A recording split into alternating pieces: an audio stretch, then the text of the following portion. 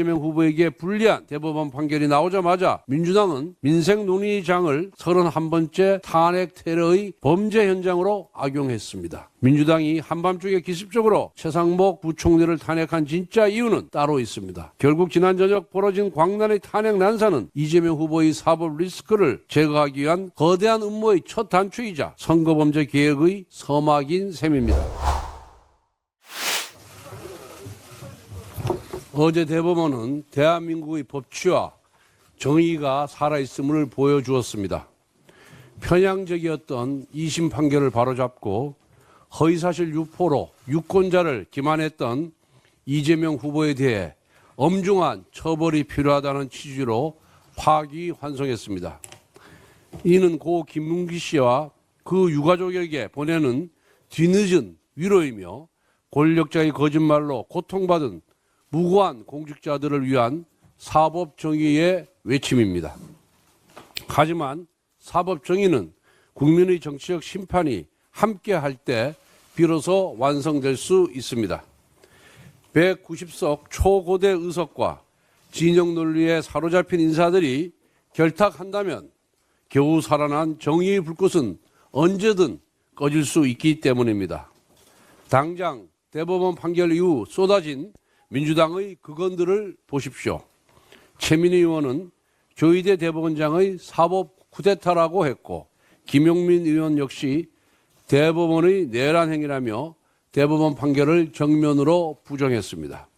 김병기 의원은 그래봤자 대통령은 이재명 한 달만 기다려라며 대법원을 욕보였습니다. 어디 그뿐입니까? 최광욱 전 의원은 대법관 전원 탄핵 소추까지 운운하며 헌정 테러를 구체적으로 예고했습니다. 실제로 이미 이재명 후보는 공직선거법에 대해 위헌법률 심판을 제청했습니다. 만에 하나 이재명 후보가 대통령이 되어 자기 입맛에 맞는 인사들로 헌재를 채운다면 해당 공직선거법 조항을 위헌으로 만들어 법조문 자체를 폐지할 수 있습니다.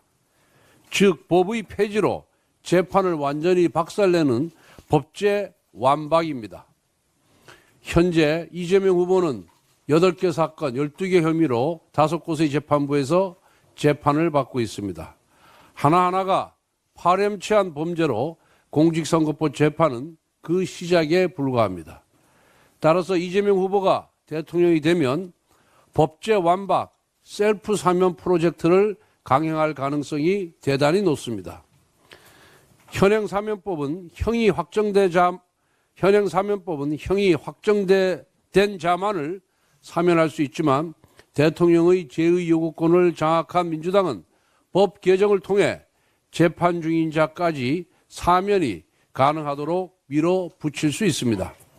나아가 1심 재판 중인 사건들에 대해서는 극좌 성향의 법무부 장관을 임명하고 친민주당 성향의 검사들을 동원해 공소 취소까지 시도할 가능성이 있습니다.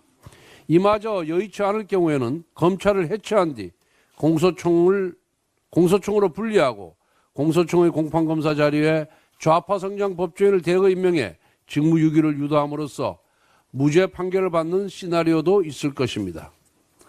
경제부총리와 검찰총장을 동시에 탄핵하고 대법관 전원에 대해 탄핵 겁박조차 마다하지 않는 세력인데 무엇이 불가능하겠습니까?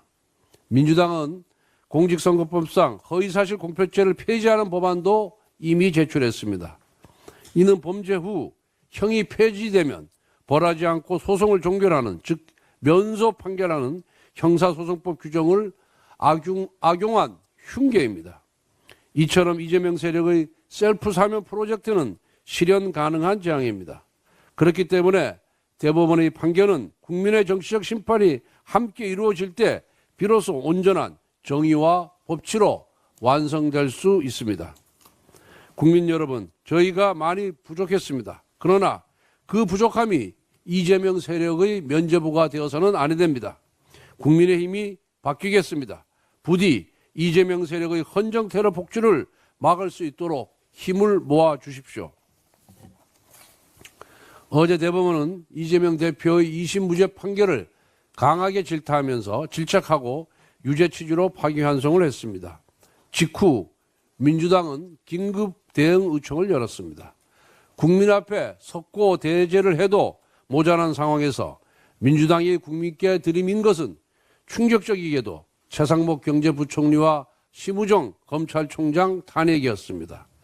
지난 저녁 본회의는 민생과 통상 대응을 위한 추경 통과를 위한 자리였습니다. 정쟁이 끼어들 틈은 한치도 없었습니다. 하지만 이재명 후보에게 불리한 대법원 판결이 나오자마자 민주당은 민생 논의장을 31번째 탄핵 테러의 범죄 현장으로 악용했습니다. 민주당이 한밤중에 기습적으로 최상목 부총리를 탄핵한 진짜 이유는 따로 있습니다.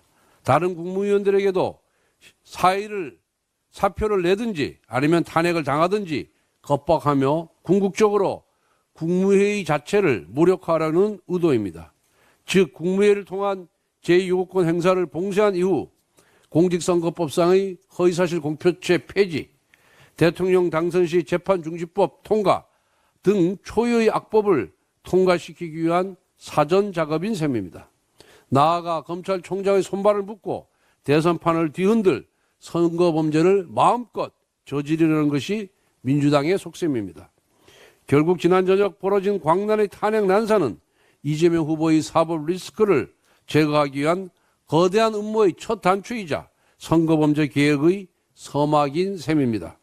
정부는 이와 같이 국내의 무력화 음모로부터 헌정을 수호하기 위한 모든 방법을 강구해야 합니다. 국민의힘도 내란을 기도하는 민주당의 의회 쿠데타를 온 국민과 함께 반드시 막아내겠습니다.